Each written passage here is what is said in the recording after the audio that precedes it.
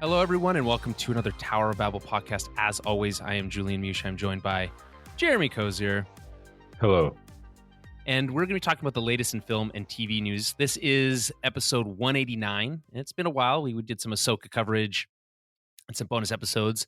But we're trying to get back into a swing of some regular episodes here. So hopefully this is the start of some of that. Lots of news to unpack here. So and not a lot of time to do it in. So we're going to jump into it basically right away. But quick reminder to the folks at home. Big thank you to our Patreon supporters, patreon.com/TowerBabblecast. And of course, follow us on Twitter at TowerBabblecast, or X, I guess it's called now, but I kind of have a hard time with that. And Facebook, facebook.com/TowerBabblecast. Okay, so what's on the docket? I guess first thing we should mention, Jeremy, is the SAG strike is over. So movie making can get back into making movies. Anything to say? Any comment on that? I don't really have much to say on it other than they kind of got everything they wanted. So, yeah. I mean, the AI stuff was like a sticking point for a really long time. It's really weird to me that the studios continue to like push so hard to own people's images long after death. I got into like this brief argument with this guy on Twitter, which is I really got to stop doing. You got to remind me, Jeremy, to stop doing that. I got into this argument with this guy about how he thought it was, or they, I don't know if it was a he, but it's usually a he in this type of situation, thought it made sense that a studio should be able to own the image of an actor after they died because the person's dead, so they don't have any claim to it anymore, which I don't know. That seems stupid to me too. Generally speaking, I just think if you're a human being, you have the right to your image and your name, unless you explicitly sell it away. And that like the studios were like really wanted to be like, no. They don't have to say anything. We can just take it and use it, which it just feels like, again, we talked about this before, but like the most mustache twirling villainy really lost a lot of respect. Didn't have a lot for the Zaslavs of the world, but lost a lot of respect for the other kind of executives in the studio system. Jeremy, what's your kind of, now this is all over, do you have any kind of like lasting like taste in your mouth from this? Like, what's your kind of like final thought on all this striking and getting back to work now? I mean, it was like their biggest strike in their history. So I think that just in and of itself just shows how crucial it was for the workers to continue. So it took a long time, and like you said, you saw a lot of the greed come up from the top people. It looks like they're willing to separate some of that cash flow, and tentatively it seems so. So just be slightly not as rich as they were hoping to be is really the big Yeah. takeaway, right? Like it's so backwards and messed up. So yeah, I agree. I mean, the interesting thing here to me was that SAG and the studios basically agreed on a 3-year deal, which means that we could all be back here in 2026 having the same exact conversation. And what's interesting is that like within those 3 years, presumably they'll have some proof points for like how all this kind of AI stuff may or may not shake out in a real world setting. But my assumption is going to be the same, which is that the actors and the writers and that all the human beings involved in this process are going to fight tooth and nail to not be replaced by computers. And I think that is their right.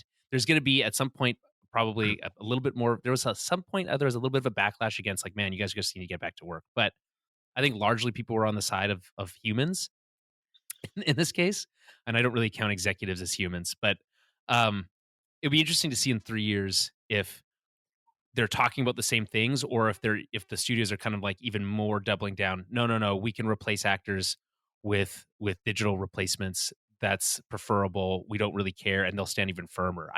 I don't know. Time will tell, but it certainly gives more. It worries me that the deal that they cut was kind of so short, which is probably some of the concessions they had to give up. I don't know. Crappy times. Actually, we have some more interesting things to talk about than just the business of movie making. But if you've been listening to the show long enough, there is one thing that you know, which is that we have been talking about the slow demise, maybe not even slow demise of Warner Brothers as a studio. And I was really excited because when I was trying to schedule this with Jeremy, Um, the whole Variety story on Marvel came up. Jeremy, I think would you call that a hit piece, or how would you categorize that? I guess, yeah, sure. Yeah, so that had come out. I was like, oh well, hey, finally some drama from the other side of the aisle, and of course that's been kind of coming along. It was going to come to a head eventually anyway. But then right before we started recording, just a couple days, the story about how Warner Brothers was going to can or throw the Coyote versus Acme, which is the this animated movie that they've been working on. Warner Brothers has been working on. They were just going to they were going to give it the back roll treatment and just throw it in the trash for a tax write off, which really, um, you know, seems like Warner Brothers never wants to not be in the limelight. So as soon as there was bad news from Marvel, they thought, no, we can upend this. We can do better. And then announced that they were going to do this tax write off for $30 million on this Wile E. Coyote movie, which had like John Cena. It actually looked pretty funny. There's a big backlash from that. Just sticking on this story for a second, but there was a big backlash on that because apparently, right after that news was released, filmmakers basically told their agents to cancel meetings on the books that they had with Warner Brothers. They're like, I'm not interested in this. Which is probably why the news that dropped yesterday was that they have agreed to allow the filmmakers to shop the Wile E. Coyote movie to other studios for distribution. So like Netflix is involved. They're probably leading the pack, but there's A others bidding in war. there. Yeah, which is kind of like, well, whatever. The movie may or may not be good or bad or whatever, but the fact that they would rather their first instinct was to no tax write off, as opposed to attempting to sell it to another studio, and now having backpedaling to that position where they're kind of seems like they're in a good position to be like, okay, well, we can sell it to the highest bidder, which is probably more than they'll make than $30 million. So I just don't like. It seems like it's being run by a pack of idiots over there. Like I don't know. Like what's your take on this before we move on to the Marvel stuff? Yeah, I don't. Part of me thinks it was just like a tactic to like announce this movie because I didn't even know this movie was in existence before this Right. story Yeah, fair enough. broke. Um, but yeah, it's nice to see the quick turnaround of the decision.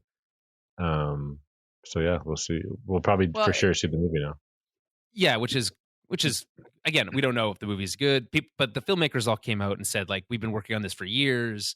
We liked it. We like what we're working on. We want people to see it. I mean, this is the same thing that the Batgirl people said, but Yeah, of course. they didn't get they didn't get the opportunity to shop it. And maybe there's different factors involved, right? If like the Batman of it all, the Batgirl of it all, is that it was a part of this larger idea, and if you shopped it that one thing somewhere else, it might be confusing. Where this is obviously not connected to that. It's just like the Looney Tunes, so it can kind of go wherever.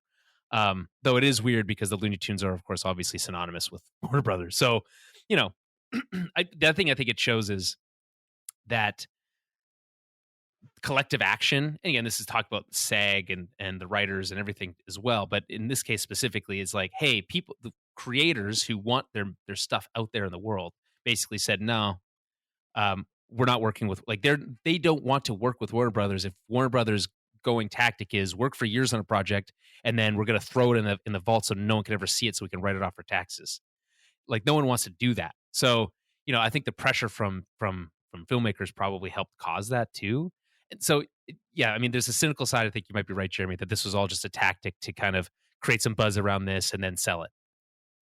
But that's a lot of negative buzz for a studio that already has a lot of negative buzz. And if I were them, I would have tried to steer clear of that from probably the beginning. But I don't know. It's all messed up.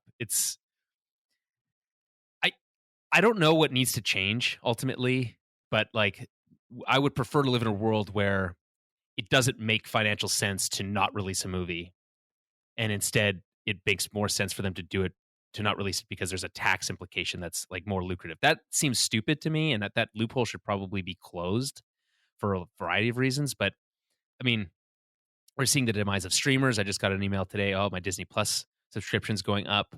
Obviously, Netflix continues Bob to. Iger's knocking at your door.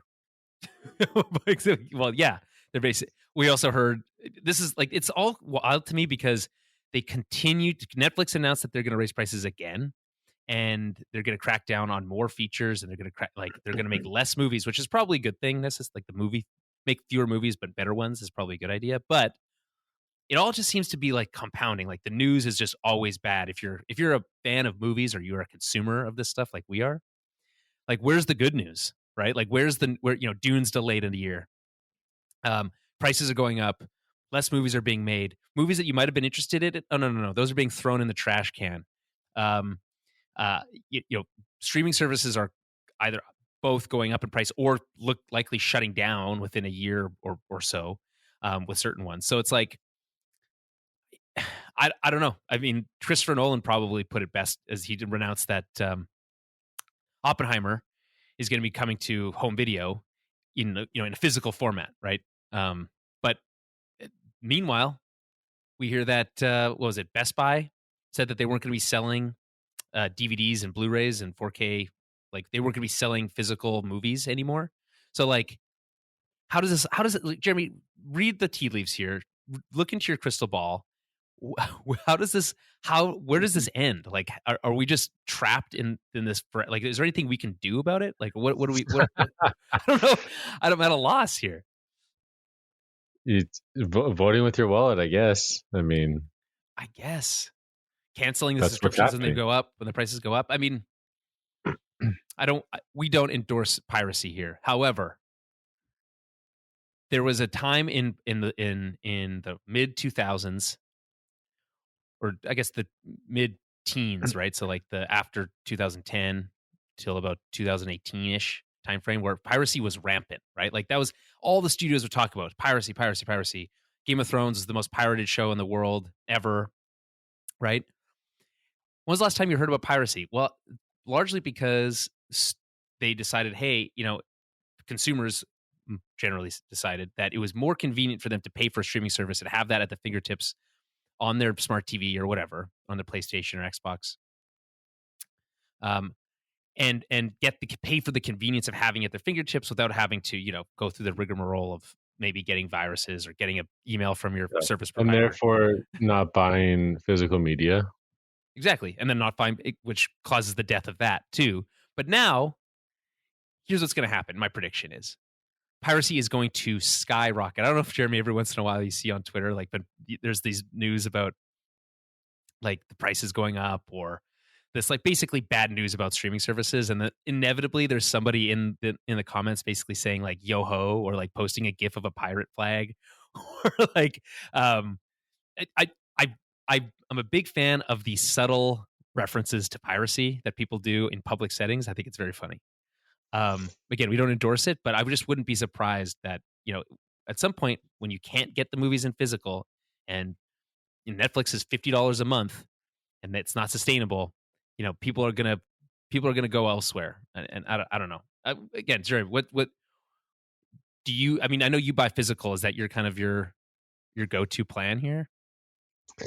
Yeah, like I am not worried about subscriptions to any, like I don't maintain those. I don't have the email attached to them. They're Right. either from you or Taryn, you know what I mean? Like and if it's a movie I like, I'll buy it so I can see the special features or watch it again or see what the 4K kind of restoration is all about. And I've just accepted we don't live in a world where we're gonna get like a Lord of the Rings trilogy ever again. Right. Isn't that crazy? I like, you think you mean like on 4K Blu-ray? Like you're just like, that's just never gonna, No, I just mean like we need movie, like that feeling, that sensation oh, of just epic stories, movies like great that stories told well with, I mean, they're just some of the best movies ever made. Like it's just sure. you can Yeah, they're completely timeless. That it's true. trilogy, It's true. it's I've insane. been thinking about the Lord of the Rings movies a lot lately also. I don't know if there's just something in the air, but I mean, what's the closest thing to that? Dune right now, probably, right? Like that's, you could say that like those will probably age pretty well and be epics of their own style and the Blade Runner movies. But like, I mean, the Marvel movies, and we'll get to this in a moment, but the Marvel movies feel largely disposable right now, right? We don't know what's coming from DC in terms of how that's going to feel in terms of like are they going to be able to bring back the excitement of a new Superman movie, for instance.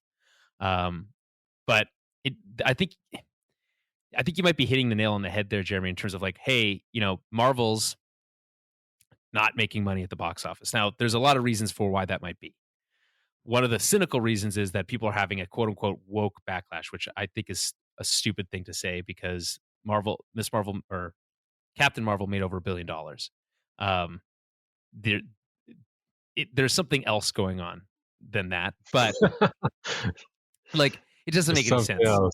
But it doesn't make any sense because like You think people should just be flocking to the theaters to see it? I'm What not do you saying mean? that they should be flocking. I'm not saying that. Obviously, I think that they did a poor job marketing this, and I think that it's a symptom. And let's just get into it, the Marvel situation, right? Let's just get into Variety, it. yeah. Let's just. I don't. We've been dancing around it, but it's Tiptoeing. it's the top story right now, right? Is there superhero fatigue? Which I think there is. I think that's probably a factor, right? How much has Disney Plus in its attempt to create its own hype cannibalized their own movie franchises? There's a lot of open questions, but just specifically on Miss Marvel, or the Marvels, I don't know what the answer is, but I think it's a combination of those things. I mean, people go see movies with women in them. I don't think that's the issue. So, in fact, it's largely the other way. Movies that are designed for and marketed to and starring women typically do very well. Look at Barbie. But so there's something else going on here that not speaking to general audiences, or again, like how much credence do you put into the concept of superhero fatigue, which I didn't think existed, but I'm now kind of starting to Yeah, I come mean, to terms I've with the had fact that that it probably exists. fatigue. I've had that fatigue with Marvel like so long ago. Like I've just been on that vibe of it for so long. What was the Um, last time you got excited for a Marvel it was movie? probably it was well for sure. Endgame was the big one. Like the culmination of everything that was working up until that point. Because we know it wasn't like this meticulously like purposefully like built plan. Like it was, hey Samuel Jackson, what are you doing Right. this day? Can you film this extra scene? Right. Like it sprouted from there. Then obviously plans were met around the Civil War time. But yeah, Endgame for sure, and then Spider-Man, just seeing Marvel and Sony work together there, and then Doctor Strange with the multiverse, because the multiverse was obviously that was the culmination of that, Do you think like it's that word. we kind of just guarded, like it feels like we're starting the whole multiverse thing, but it feels like it almost peaked with Spider-Man, right? Like that was like, oh, how crazy. We got to see all the like Tobey Maguire and all these guys were here. How exciting, right? We were super hyped for that movie, and I think you could admit that you were into that movie too. Um, Yes. and then Doctor Strange, probably the last one that you were like really into. But um, I but now we're I don't you probably I know for a fact you haven't been watching Loki, although it is good. I have Loki Yeah, season 2 just finished. yeah, that's what I So go hear. I ahead. mean, Tom Hiddleston is obviously a gem. It's cool. I've seen some of the stories that it's basically, they think it's the finale, kind of like two halves. Yeah. But obviously, he says, it'd be unwise to think it'd be, the last appearance because Well, he's left for so long. So yeah.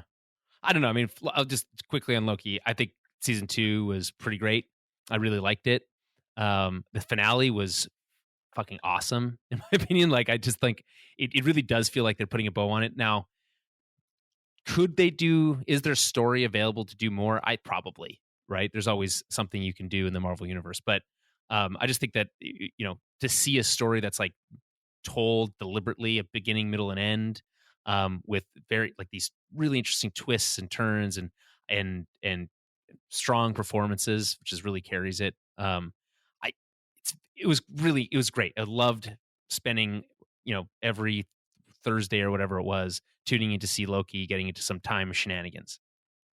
But not everyone's watching that show, and it's there's there's the Miss Marvel that came out earlier this year, which it was quite good, but also didn't have great audience. Like, I just generally speaking, I don't know what the Disney Plus audiences are, but they're not as big as the Marvel blockbuster movies are, right? And the more the movies rely on the shows giving energy to the movies, I think the less successful they'll be. It needs to be the other way around, in my opinion. Jeremy, do you remember back in the day when like Agents of Shield was first coming on? Do you remember Agents of Shield? Yeah, but that one was almost like I was so excited for it for like this promise of what it could be, but then it was Right. like kind of very secondary to the MCU and not super like inherent to its existence or whatever. It was, yeah, we were promised something, and then ultimately we kind of got a switcheroo. Like, they basically said, "Oh, no, it'll be important," and then the coolest moment though, we'll give them this, because they went away from this very very quickly. But season 1 started Agents of Shield. Captain America: Civil War came out a few months after the premiere. Maybe even just a few weeks. It might have been like 6 weeks after the premiere of Agents of Shield on ABC. Now, the problem was that Marvel TV was not being managed by Kevin Feige and Marvel Studios, so there wasn't as much control. However, at that time, they were cooperating or whatever. I don't know how it works. But Captain America: Civil War came out, and of course, with the big twist in that, Winter Soldier comes out. The big twist in that was that, oh shit, Hydra has infiltrated Shield from day one, right? And the next day, so like the movie premiered on like a Thursday, and then I think Agents of Shield came out on a Friday, and the next day they had a whole crazy episode how that was revealed to the whole team, and that one of the main cast members turned out to be Hydra the whole time. And like, how exciting was that? It was so cool, to be honest. The next closest thing they did was have a tie-in with Thor: The Dark World, which was lame and shitty.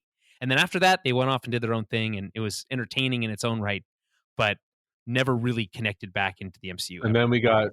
then we got Secret Wars, and then no one's even talking about that anymore. That was a huge. Secret Wars might be one of the worst things that Marvel's ever produced. So Marvel talked about how, or at least Disney, Bob Iger said that they felt like they needed to take a step back in terms of like the amount of content that they were putting out, right? So Bob Chapek, the previous Bob in charge, his like whole mentality was like make, like release this stuff as quickly as you can, because we need to drive up subscriber numbers for Disney Plus. And that worked initially, but it quickly became diminishing returns. Things like Obi-Wan Kenobi, which should have been one of the biggest things ever, landed with a bit of a flop because it was rushed. It was not fully thought out, and ultimately the effects weren't done. Like, Jeremy, I don't know if you watched the entire series, but there's one sequence where the these like snow speeders are like stopped in midair by Vader or whatever, and or they like park in midair and shoot at somebody sitting stationary, and it looks worse than like a GameCube video game. Like, Rogue Squadron looked better from an effects standpoint than that scene did, and that's just inexcusable to me. And I think people picked up on the fact that, hey, this is not getting the right amount of attention and funding that it needs to be good or to be great, right? Because it's good enough was their mentality. So, and I don't know. They've also talked about this idea of like making the movies like events again, and kind of trying to follow the James Bond formula, which is like you can go long periods of time, and every time a new Bond movie comes out, it's an event because it's been 5 years or whatever since the last one. And that's kind of what they want to do with Star Wars movies. But then they announced today that the Taika Waititi movie, he still has 4 more scripts he wants to write before he gets to it.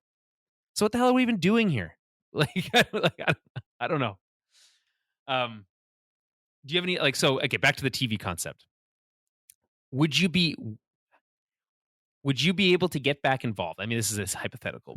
Could Marvel get you excited again by reversing the way that they have it set up now, which is movies come first, TV flushes out maybe some secondary characters or minor characters, or gives a little bit more builds out the world a little bit more, et cetera, instead of focusing on characters on the TV level that feed into back into the movies, which will ultimately leave people, I'm not saying you necessarily, but may leave audiences underwhelmed or confused, or because they didn't watch everything, because it's a big commitment. So like what could they do to get you back involved? I honestly don't know. I just think it's almost too late. Like, dude, look at the promotion around this Captain Marvel movie. They like the second They spoiled official it like all. main trailer starts off with Robert Downey Jr.'s Iron Man and Cap, Chris Evans. Like they immediately show visuals and sounds and those actors' faces Yes. on the main trailer for the Marvels trailer. Brutal. That's, I mean, yeah, that's just like, it's just so, it just looks desperate, doesn't it? Like they're And then they just said, "See begging what's you to go to the coming." movie. They said, "See what's coming next," and then they left the X on screen for a millisecond longer. Now it's come see this movie to see what's next, which is the typical Marvel formula, and the X is teasing that, hey, we have X-Men now, so there's going to be something here. Okay, but how long can they continue to tease X-Men until like, and I guess maybe the question is, does X-Men get you excited again? I know that's like always, that was your probably your favorite Marvel property for a long time. Does Yes, that have enough absolutely. juice left? Well, of course it does. Hugh Jackman's back. Like Deadpool 3 is the shining light right now in this chaos of the Right. MCU. With Ryan Reynolds. But I've seen the X-Men tease from this online already, and Oh yeah. just the visual of it in of itself just excited me. I was like, yeah, hell yeah, Right. Okay. So do this. they're not completely off base, but like it just, but they're probably deploying it in the wrong way. Like using that to try to get you into Miss Marvel or into the Marvel story is probably not the right Yeah, this is strategy. the Superman, Black Adam, The Rock 100%. I all was over thinking again. that too. Like that was 100%. like a hellscape that month or 2 months where like Right. Yeah. everywhere on social media was just The Rock explaining. You know what I mean? Like, who's the most Yep. unstoppable, powerful force in the DC universe? It's like the same dialogue over and over again, and how he just had to make the right call. And Henry Cavill is this generation Superman, and it was just forever that time period. And look where it brought us. That was Warner Brothers' most Back to embarrassing me. moment. Right. Yes. Was that whole debacle? All these people announcing things and then having to reverse course, and then like James Gunn knew the entire time that like it just wasn't He's like, wasn't happening. you guys look silly right now. Like, I mean that, yeah, I agree. That's probably some of the most ridiculous like time. That was probably some of the most insane stuff that was going on. I remember I was in Australia when this was going on, and I was like, so. I mean, I'm glad that that time is behind us. Unfortunately, these studios can't seem like. I think a part of it is this like shareholder side of it, which is like the business side, which is they need to make these announcements because the shareholders need to know that these projects are coming, but the studios aren't ready to make them yet, right? Like how many Star Wars movies has Lucasfilm announced over the last 5 years that have not even come close to materializing, or worse, they've had to announce that aren't happening at all, right? Whether it's Ryan Johnson's trilogy or Patty Jenkins' Rogue Squadron movie, or oh man, there's like the list goes on and on and on. So it's like they can't help themselves at a certain point. That being said, maybe one of the best things that could happen to these studios is like a little bit of a wake up call, because they weren't able to make anything for a while, right? Like I don't know, it was several months that we were out of work basically since like the beginning of summer almost, and it's like it's almost the end of the year, which means that Marvel next year only has one movie planned, Deadpool 3, which is set for July 26th, 2024. After that, I mean, 2025, to be honest, does look exciting. Here's what they have, although I'm not holding my breath that they'll hold these dates, which is Captain America 4 for February 14th, 25, Fantastic Four for May 2nd, 2025, Thunderbolts July 25th, 2025, and Blade November 7th, 2025. But all those movies have their own like drama associated with it, right?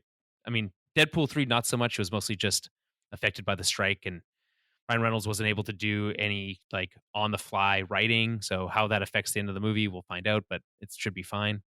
either way, that movie is going to be bonkers. It's going to be it's the perfect time, the perfect tone, I agree. uh, with everything going on, with minimal movies around it. It's just going to be it's going to be glorious. Wolverine in his yellow costume. I mean, come on, Exa- right? With a 20th Century Fox logo in the background, like I really hope that they are able to make fun of themselves. Like, I mean, I know. So they are like yeah, that's the one. It's definitely spoiler-ish, but like the rumor is that like they're just kind of searching for like the best Wolverine or something like that, or like they're just kind of stuck with what we know as the they Hugh just keep Jackman. going back, right? Like he doesn't want to be in that yellow costume. You know what I mean? Like they found it. Like he's got to Right. wear it. Like it's that version of Wolverine, but he's wearing the typical classic Wolverine attire. Like I just feel like that's going to be so funny and just so on point for like how we know Hugh Jackman's Wolverine. No, I agree. Because he's just always a grouch, which is kind of like the whole fun of it, to be honest. But I mean, yeah, I mean, Deadpool. I'm not really worried about Deadpool 3, but like, have you heard have you heard what's going on with Captain America 4? Yeah, just um, crazy reshoots. they're basically making a whole new movie, and I do feel somewhat so. This is compounding problems, right? They made their bed, now they're kind of having to sleep in it. They did um, what was it called? Falcon and Winter Soldier, right? And that was this big reveal that Falcon was going to become the new Captain America. That happened on TV in a season finale of a show that was largely kind of like meh, right? And the big Captain America 4, which is going to star Falcon and all and this stuff. It's like it's being weighed down by all this stuff, but you have Harrison Ford there, so that should help a little bit. But like there's this whole like Israeli super soldier situation that they're probably going to need to write themselves out of. There's apparently 3 major sequences will be cut and reshot, happening from January to May, uh, and the existing cut has received quote negative test scores. Like, like the Captain America movies have been the best MCU movies. Like, I think they're right up there at the top. Would you agree? Yes. And they're Well, they're it's just just it's the flushing it cap. down the toilet. It's Cap 1 and 2, Thor 1, Iron Man 1, now 2 retroactively, and then a handful of Avengers movies, and then building up to the big bad, and then we slowly got secondary character movies kind of thrown out there. We're like, oh, sweet, and then it just become too much, and the original people are done, and except for like Chris Hemsworth's Thor, but then that movie came out, and then that was just Oh, continuing right. continuing a trend that worked for Ragnarok, but just wasn't continued properly, I People guess. seem to be ready to jump all over Taika after that movie, and it's like I don't really Everyone gets feel attacked at like some point. it just doesn't really seem like Yeah. justified. Like he puts out one, like it's hardly the worst movie you've ever He's seen. always joking around in all his interviews. I feel I think too.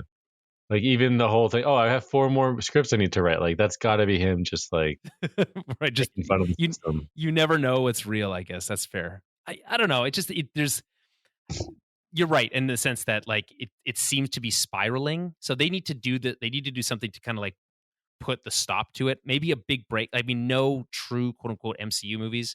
Deadpool 3 kind of being like a half MCU because it's kind of not entirely MC. It's I don't know how to describe that. Wasn't there uh just a quick Star Wars note, but Disney there was like the South Park episode that had Kathleen Kennedy in it. Did Oh you yeah, see that? the new yes. I And then haven't there was yet just this seen it, but I've heard it's good. huge battle online on like what that meant and like people attacking each other, but like whether it was your stance that they're making fun of Kathleen Kennedy or they're making fun of the people who are blaming Kathleen Oh, Kennedy, like they're people, making fun of both of them. That's the yeah, South Park's magic. and They can then do both. exactly, and then that created the like this crazy uh war online, basically. And That was like just hilarious. and it's very I mean this culture war thing is so I'm so exhausted, Jeremy. Like But then like Gina I can't Carano keep up. got involved in it, and like you know what I mean. Like No, why would she do there's that? famous people who like get in on it, right? And then they use it to attack, and she was attacking Kathleen Kennedy, right, in that moment. That's so annoying. I hate it. I hate it so much. It's like I Then I you have understand Star all these Wars people like Theory individual. tweeting Oh, at her, and don't then bring him. he Don't gets bring him involved. justified. Don't. He's might be the most toxic like YouTuber I might have ever seen. It's really wild Really? stuff. Yeah, it's really crazy. I don't know. I don't get that sense when I watch him. I follow a lot of Star Wars YouTubers, and the general consensus among that group of No, the people I've that heard. yeah. I've heard. I'm just saying from my own prognostication. Well, he does. It just seems, He does stuff like oh, people who like Andor aren't real Star Wars fans. It's like, what the hell? Like, it's like stupid stuff like that like enrages people, and if that's his yeah, he might goal, be it smart makes him enough to just toxic. do that. Yeah, he might be smart enough to kind of do that in terms of money gain. And like, hey man, that's You all know of power to him you. now, But right? well, unfortunately, yeah. um, Unfortunately. yeah, because it's like that's because he's the type of Star Wars creator who's gonna shit all over Ryan Johnson's movies, and it's like Oh, it's really? just so I thought he was. passe Oh, at this point. no. He and also There's a flip flops funny. a lot. There's a funny clip of him where he's like watching a trailer or something for. I don't know if it's for Ahsoka or something. But It probably apparently was. he's also writing his own like Star Wars movie, or like he made one or Yes, something like that. it's And then he's watching this trailer. He's like someone says a line or does something. He's like, that's in my script. He's like all like disheveled over like seeing this like real live action Disney like Star Wars thing like take place, and he's like in the moment thinking that they ripped off his script. it's the craziest thing I've ever heard. No one's ripping off a YouTuber to make their own real Star Wars movie. It's wild. So anyway, so back to Marvel for a moment. Avengers Kang Dynasty. So the funniest I think bit from that Variety hit piece was um the anonymous source that said along the lines that Marvel is quote unquote fucked with this whole Kang situation. Yeah, I it's think like it was no one like even knows about this stuff, like the Kang stuff. well, we just like the thing is like we don't.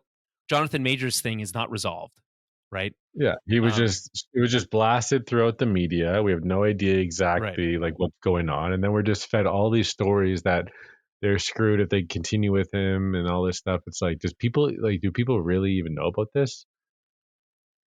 About Well, his like, what is his troubles? Like, we have no idea. it's well, it has something to do with sexual assault or something along those lines. Again, it's all alleged, so But we exactly, don't it's know the an details. Yeah. inflammatory. Like, you're already guilty because it's being said. Like, he's definitely battling something like that, I'd assume. Well, again, we don't know, but I can say that I have liked Jonathan Majors' performances as Kang. I think they're very compelling, especially in the finale Yeah. to Loki. So, Loki I season never even 2. seen that, but whenever I'm reminded of him, I remember seeing Feige. I don't know where he was, but he was answering a question about Jonathan Majors, and he just seemed so thrilled to have found him, essentially. Right. And he was basically talking about how much like they're investing in him, like really just touting him to be the next Thanos, essentially. And you could just tell how enthusiastic Feige was over it. And then with the personal thing, it's just crazy how it stifles that whole plan, Well, yeah, potentially. the news today or maybe yesterday was that from Jeff Loveness was removed from writing Avengers Kang Dynasty because they're reportedly moving away from Kang. So they're like rewriting this whole Avengers script that was designed for Kang with the whole purpose of like steering it in another direction. The rumor is that they're going to try to bring Doctor Doom into the mix and Yeah. have Doctor Doom be but it and like that fits for Secret Wars and all these things, and that all might work, but it just like none of this, unlike before. I think this is the distinction, right? In the pre Infinity War days, there felt like there was a cohesiveness to this. Today, it really feels very disjointed, right? Like there's threads going off in every direction, kind of like the multiverse. And there doesn't seem to be this cohesive plan, which was a huge problem, by the way, for Star Wars and the sequel trilogy, and that they were smart enough to admit that that was the case, at least some of them. But and it's not like they don't have a plan; they obviously do. But there's now in the process of trying to course correct mid-flight with these movies that are set to come out, and what they want to avoid, right, is this kind of like domino effect where, okay, well, the last movie bombed, now this movie bombs, it's going to get worse and worse and worse until it all runs out of steam. So they need to try to find a way to put like stop the bleeding now, right? And like the next true quote unquote MCU movie, again, not counting Deadpool 3 because of its kind of inherent kind of outside nature, is Captain America 4 in 2025, which is going to be a kind of like Frankenstein's monster of a movie because it's all over the place, right? So I don't know. I mean, I think they're in tough right now. I do think they have the money to spend to obviously they do, as being owned by Disney, to like pull themselves out of this, but I think they're going to have to spend a lot of money to do it. And I think the answer, by the way, is not just because I don't know if you heard this, Jeremy. The rumor was, oh no, they're going to try to bring back Tony Stark and Chris Evans and so Robert Downey Jr., Chris Evans, like the original crew, sooner than they expected, right? They're probably going to come back for Secret Wars, but they want to bring them back sooner, and I think that's a mistake. But I don't know. Where do you feel like on that? It was a mistake just to start talking about that. It was just to get the public interested in again. Like, hey, look at us. Like, this is happening. Yeah, extremely desperate. So I don't know. I mean, so Jeremy, I think one of the things, again, from the top, we said, hey, we've always talked about, or we've concentrated a lot on kind of the turmoil that is Warner Brothers, and that's certainly not put to bed. There's still lots of that. Where do you rank this in terms of some of the stuff that was going on with the DCEU? It feels different. Nothing will ever top the DCEU in terms of it's just mismanagement. Brutal. Yeah, so shitty. It's amazing. I just bring it. I'm just like I could just feel the disappointment like dripping out of your voice. I just see all this potential, these movies like in front of me, and like the actors, the creators involved, like what it could look like, the tone. Oh, just brutal. Christopher Nolan producing. Just. When was the last one that Nolan produced? Was he involved with BVS? Justice League? Yeah, okay, BVS, so Justice League, yeah. Okay. Oh, yeah. He was like up there with all that stuff. He's a smart guy. Yeah. I mean, he did say recently he'd be willing to work with Warner Brothers again, but I mean, his actions have spoken pretty loud, which was that he was not interested in working with them. Very recently, like up till like even after Oppenheimer came out. So like the news that he said that most recently that he might reconsider work with them again is news in the truest sense. But like, there are ways from being out of that kind of mess that they've put themselves in, and like the amount of debt that they racked up. It's one of those things where it's like I don't even know if they can save themselves. I don't know, Jeremy. I'm almost certain you haven't watched the show, but the new the morning show on Apple TV Plus. Have you seen this? No. So in season 3, this is an absolutely wild show. It's like ultra melodramatic, but it has your boy Captain Miss Dr. Manhattan is in it, and Billy Crudup. He's absolutely unbelievable, actually, in the show. Yeah, so good. Big props to Billy for his performance. He always has, like, every episode he's got this big long monologue. He's got like so much energy. It's very entertaining. But largely speaking, and like it's supposed to be the draw is that it's Drew Barrymore and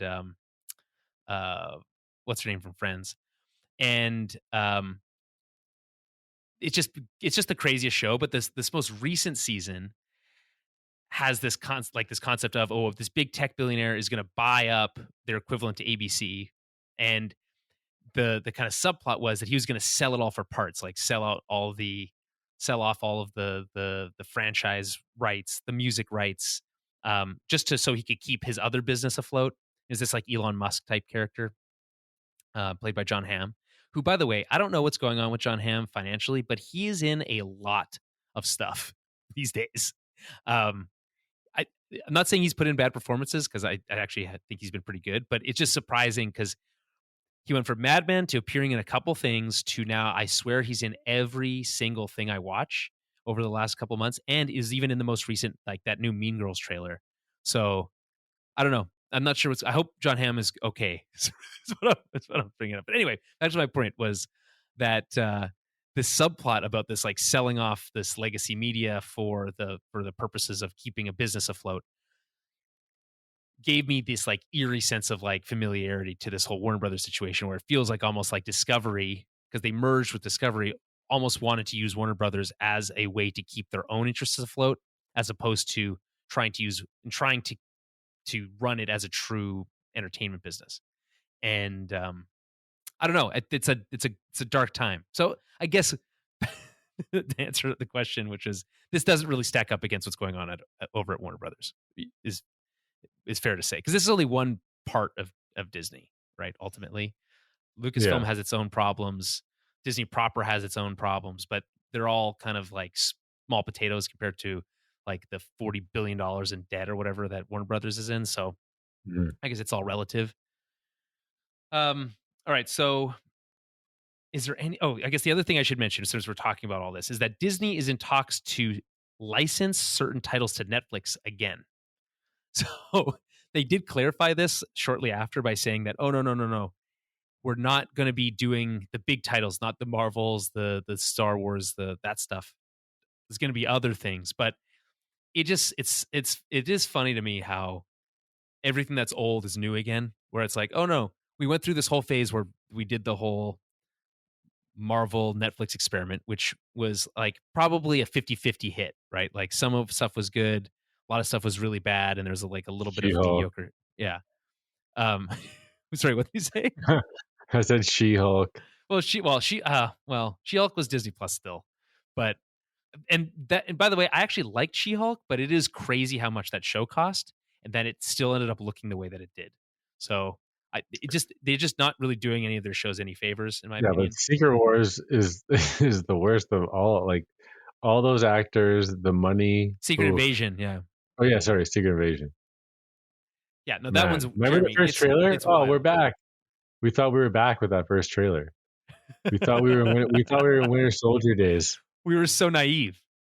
We were so naive back then. Well, I knew I didn't even I tuned into like one episode. I knew. It's like, what do they think? I really like Samuel Jackson. Obviously, I mean, who doesn't? Oh, for sure, he's a legend. But imagine wasting Samuel Jackson in such a way, like and the lead from Game of Thrones. Oh, so Jeremy, I didn't want to bring that up because it did feel like it was going to just feed into your ongoing theory that everybody who was an actor on Game of Thrones actually sucks if they're not on Game of Thrones. That's not my theory. Well, I don't think that's for a while. Let's say, what was it? What's his name? I just thought the one guy from Iron Fist, like, this is Iron brutal. Fist, yeah. Emilia Clarke. She was also in that Terminator movie that you didn't see, even though you love Terminator. I do love Terminator.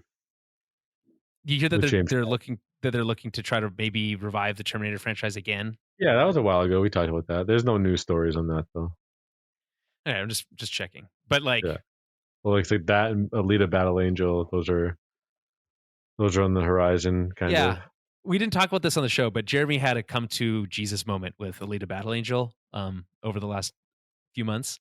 So, well, I just have I have the Blu-ray, and you have special features, and there's a lot on there, and just the whole backstory and how it came from an 80s anime, and then Guillermo del Toro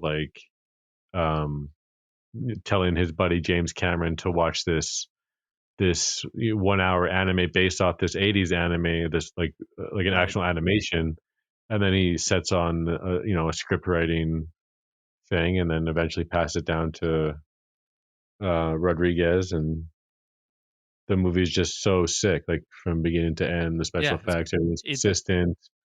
You got Jackie Earl Haley in a crazy villain role. Was he the guy who's like half, like mostly robot? Yeah, like the super big guy. Yeah, yeah, that's super cool. Yeah, it's very cool. Yeah, yeah. I remember seeing that. I watched it. I was early on in my having purchased my new TV and like wanting to get the best out of my OLED, and like it was available in 4K HDR on Netflix, and I watched it and I was like, this is the coolest movie. I don't understand why no one was talking about this movie. So it sounds like it might have a future, which is good news. And again, another example of like how effects can actually be used in a way that's like enhances the movie, where it doesn't take you out of it necessarily. Like it brings you further in. Hmm.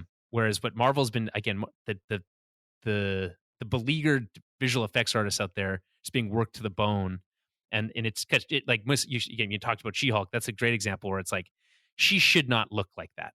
She's your main character of your show. You Really? spent how much money making What does she look this like? show? Well, she just looks like she's not fully rendered. She doesn't look fully rendered.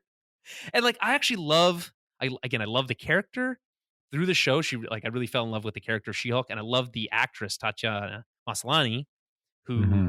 comes from Orphan Black and is Canadian.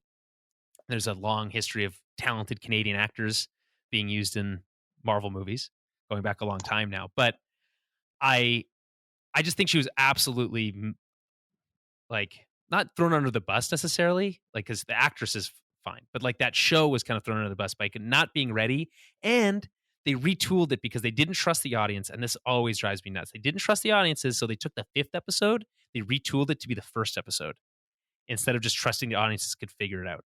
And I think that was also a big.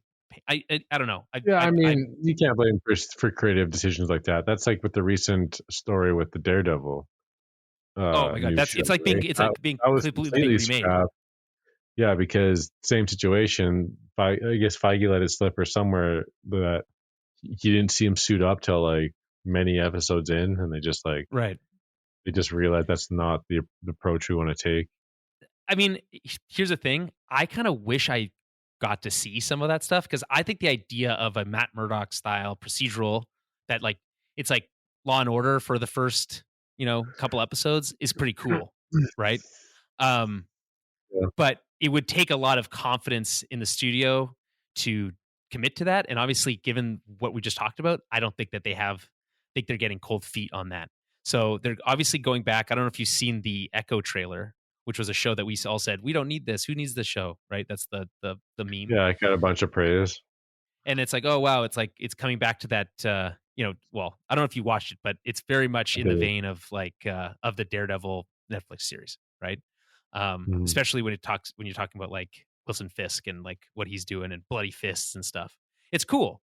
I was not expecting that. It was a show that I was relatively prepared to write off. And I think they made the right decision to, I don't know if they retooled it or if it was always going to be that way, but to lean into that kind of like, hey, we're going to get back down to the street level kind of grittiness is a right move. I'm not saying you need that across the board, but I think one of the criticisms, and this has been probably levied against Marvel now for a while, is that everything's starting to feel very samey, right? I think people felt like, oh, the Ragnarok formula was starting to be applied more broadly, which is probably why there's a backlash against Love and Thunder when it probably wasn't necessarily deserved. Mostly because everything else started to feel the same. There's a lot of blame that it was because they were relying really hard on Rick and Morty writers, but I feel like that's also an example of being thrown under the bus because there's more people involved than just the writers on these things. So Kevin Feige has to take some blame for that ultimately. But I don't know. I mean, I'm glad you brought up the Daredevil thing because it is pretty crazy how many projects are now being basically completely retooled. Not necessarily from the ground up, but like imagine Charlie Cox is in there. He's like making the show. He thinks it's like a lawyer show mostly. He gets to put on the yellow Daredevil costume and he's like episode 6 or whatever. And he's like, I don't know if this is really going to go over. And now he's like getting called back in to like, okay, we're going to redo this. And it's going to be more like the Netflix stuff. Like I, I bristle a little bit at the idea that like the audiences always know best, right? In the sense of like, oh, well, they heard that it was going to be this and that means it's bad. So we need to go back to what they're saying they want, which is the Netflix stuff, even though that also didn't ultimately end in a really strong way. So I want to believe in a stronger creative vision from Feige. And it feels like, as I was saying before, it kind of feels like it's faltering right now and that they're trying to be very reactive. And that can sometimes work, but it could also lead to like overcorrection and then another backlash the opposite way. And I don't know. I'm not seeing that yet, signs of that yet, but I feel like it could happen. All right. Well, let's see what else we got here. We're about to wrap it up on time. I did mention the new Mean Girls trailer. bizarre. Jeremy, I don't know if you saw this. Did you see the new Mean Girls trailer? I think I watched about half of it, and then it was a bit too long. So It is quite long. It's like 2 minutes or something, 2.5 minutes. it's cool that some of the actors are back though. Like that's pretty dope. Yes, yes, it is. It is cool. I actually, again, How I think we're all fans how of the they're original film, integrated. right? Yeah, But what's wild to me, and I don't know if you know this, Jeremy, is that the movie is a musical. yeah, I do know that.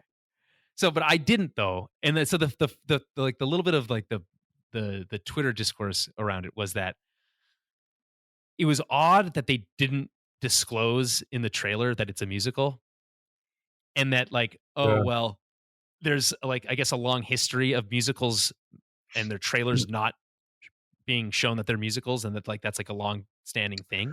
But Well, it's not like they're singing the entire time. Like there's stuff in between obviously, right? that Yes. sets up the uh, big events, singing event, basically. Okay, but I want to ask you this then: do you think they did that on purpose, knowing that because the trailer Oh so yeah, obviously lays out that the movie is basically a recreation of the original story, right? Same yeah. characters, same setting, same kind of like key plot beats, right?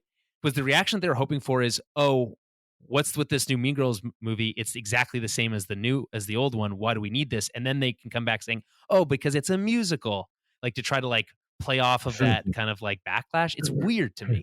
I don't know. I don't know. You can't just do another Mean Girls movie and just have actors replacing the original characters and actors and just have them continue Right. like emotional storytelling. It's capitalizing on like the musical numbers that were in, I guess they're just one or two in the first movie, like at the talent show or whatever, Right. and then just kind of expanding upon that, and then you get the characters to portray the original characters in those moments. Yeah, but because again, if you were going to do it, if you were going to do it as a musical, there'd be no point in doing it because the original movie already Right. exists and it's great, right? Like Yeah. there's nothing. It doesn't seem they're introducing any new But I concepts here that think are if like you for watch modern this audiences. trailer, you're gonna be like, oh, it's just kind of like a celebration of Mean Girls. You see some of the actors are back, but like they're in different, like they're doing different things, Sure. and then you see new versions of like the main characters. I don't know. I just think if you're a fan of Mean Girls, you're like, yeah, I'm gonna tune into Oh, that. And 100%. I mean, I I think. don't think you're necessarily gonna be disappointed if you're like, oh, it was a musical. Well, I mean, if you didn't know, I mean, that's the thing though. Like again, it's just not clear, so it's very important. It's a Unclear. musical, everyone. It's musical. Yeah. I I don't know. Whatever. my girlfriend I'm is just I obsessed just with want to Mean Girls. see the killer and Napoleon Yes. and Oh, yes. Thank you, Jeremy. um what else? What Well, else is out so are you saying so the killer, which is what the that's on there? Netflix, Netflix. right? Yeah. That's the new movie from Fincher, Oh, which is obviously like yeah. Ferrari. Want to see that?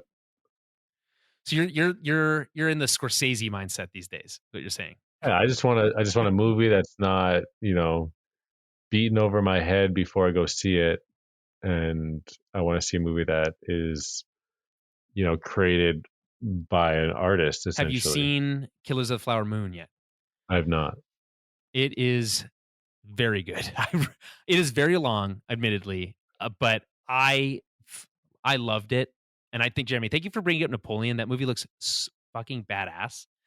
I mean, I know Joaquin Phoenix has a reputation now of like bringing these great performances and all that stuff, but Napoleon is like a return to the like classic like historical epic that we haven't seen for a long time, and or at least maybe not since the last duel, which was also really good, but not a lot of people saw. I can't wait for that movie. But anyway, back to Killers of the Flower Moon. Very long. The performances are unreal good. Like it's gripping. Like I didn't get up for the 3.5 hour runtime. I did not get up once. I saw it in the Of theater, which course, I'm it's Scorsese. I mean, well, I'm sure, but the joke from Scorsese was that he doesn't think the movie was too long, and if you do, just get up and go to the bathroom and come see it again, right? That was that Nolan. Either way, they both were kind of on that same kick, right? yeah, So yeah, I recommend going to see it. It does make you feel it leaves you in a very awkward place. I mean, it's as a audience member because you follow Leo's character almost as if he's the main character for the whole time, but he's a bad person. And I think that any time, and this is by the way, this was a discourse that we talked about a lot with Joker, right? When that movie came out, like, speaking of Joaquin Phoenix, the Joker character in that movie, Arthur Fleck, is a bad person and ultimately has all these other things going on. But I don't think you can walk away from that movie being like, oh, they are the star of this movie in a kind of like a main character way, like an aspirational way, right? And I think that's the same way I come out of Killers of the Flower Moon, which is that like um Leo's character is not someone you should aspire to be. And I think for people in North America, especially who have a kind of who North Americans in general have this kind of like complicated history, I think for lack of a better term, with like Aboriginal, Native American people and First Nations peoples, and this explores those concepts in a really interesting way, and in a way that like Scorsese can make it so exciting. Um, it doesn't glorify violence. It explores this kind of like cultural divide, and it's really good. I just can't express. You're absolutely right, Jeremy. Then from in terms of like, no, you're not. Let me rephrase that. You can watch whatever you want, but I think you're leaning into things at the right time because there's some really cool stuff happening right now in that space, in that Scorsese auteur space, right? We talked about Scorsese. We talked about who's doing Napoleon. Is that Scott? Ridley I Scott? think it's really Scott. Yeah, Yeah, and then we have oh my god, I have brain fart here, but like these we got big, obviously Nolan with we Oppenheimer. have we have Rebel Moon coming up. Yeah, that's definitely. Would you say that's in the same weight class as those? I I don't know. just like have excitement for Right? seeing Yeah, yeah, yeah, that. yeah, yeah. That's Yeah, how I'd say that's like fair. that looks like I saw That's like I don't fair. know if you saw the latest trailer, but I I've mean, been trying to let's not. I've been trying to not take in too much because I really want to be surprised by what go. comes up. You know, um, I just Sense. is there no way to see it in movie theater? Like, does it have to be on Netflix? Like, I can't see it in a movie theater somewhere, anywhere, as far as we know. I think there is. I think there's like a few showings here or there. I don't know exactly where. Maybe in Toronto or something like It's that. so frustrating. That's so But yeah, like annoying. watching that trailer, it's like it doesn't even feel like a Netflix. It feels like holy shit! Like you want to see this in the theater. Exactly. Well, I think that's the same for Killers of the Flower Moon. Apple TV, Yeah. fair enough to Apple TV. They were smart and they said, no, we're going to do a full theatrical release and it's going to have a full theatrical run. And I think that's like kudos to them. I would really like to see more streaming services do that. Okay, so final thought, Jeremy. Mm. Live action Zelda movie in the works Yeah. coming from Sony, which is ironic in its own way. What's your gut reaction to that? No, it's a good thing. It all depends on the tone, the whatever genre they're trying to fit Mm-hmm. in. And then with Zelda, there's just there's so many kind of pick from, or there's a select, there's a standard few, right? So it'd be interesting to see kind of what they go for, specifically with the latest, like the kind of latest games, or the first one that came on the Switch that was a remake Breath of of the the Game Boy Wild. game. No, Oh, no, no, the remake of the Game Boy game. They had oh like a yeah, super stylized, yeah. The almost like claymation Link's or like Awakening. yeah, Link's Awakening. And then you bring it back to Wind Waker and just kind of like that whole cell shaded cartoon Yeah, look. But then if you go live action, like why wouldn't you have that more realistic kind of look, maybe like a Game of Thrones type vibe almost. But then it's like you don't want to go dark because it's like a whole kid thing and Shigeru is going to be involved, Miyamoto. exactly. It's really So weird. It's yeah. the other challenge is that Avi Arad is the producer. He's the producer of things like Morbius He's been and around things. Yeah, forever. I know. He's I been know. he was on the old Spider-Man cartoons, wasn't he? I believe. Yeah. I mean, he's been around for. I He's mean, most recently, think of things like Venom and Morbius and like the yeah. stuff that they're doing in that space. And you know, for better or for worse, those movies are at least entertaining. Speaking to the Venom movies, I've never seen Morbius, but I have concerns over what an Avia Rod produced live action Zelda would look like. The worst case scenario in my mind is that it's so bad that Nintendo goes back into their movie making shell for another 30 years. Yeah, initially it doesn't seem like it's the most ideal setup. But the only things we do know is that Shigeru Miyamoto is like heavily involved. Like he's just kind of like, it was the whole thing with Nintendo and Illumination, Yes. and kind of that partnership, and like we were kind of deciphering what all these statements were leading up to that release, and they kind of reassured us the whole way through that like we are respecting this franchise. It's going to be a quintessential Mario movie, and like it ended up being that. It just the only kind of nitpick was like the story, and just it wasn't as deep or whatever. But like that was also a joke. And I think that's the challenge here too with Zelda, is that like the story in Zelda games is not particularly involved. Like it's about exploring, and how do you recreate that experience in a movie? If you can do it, I would love to see a movie like. I mean, did you see The Green Knight? Did you ever watch that movie? No, I haven't. No. It's that a seems pretty dark. It actually isn't though. It's a little broody, but it's not necessarily that dark. It's actually pretty.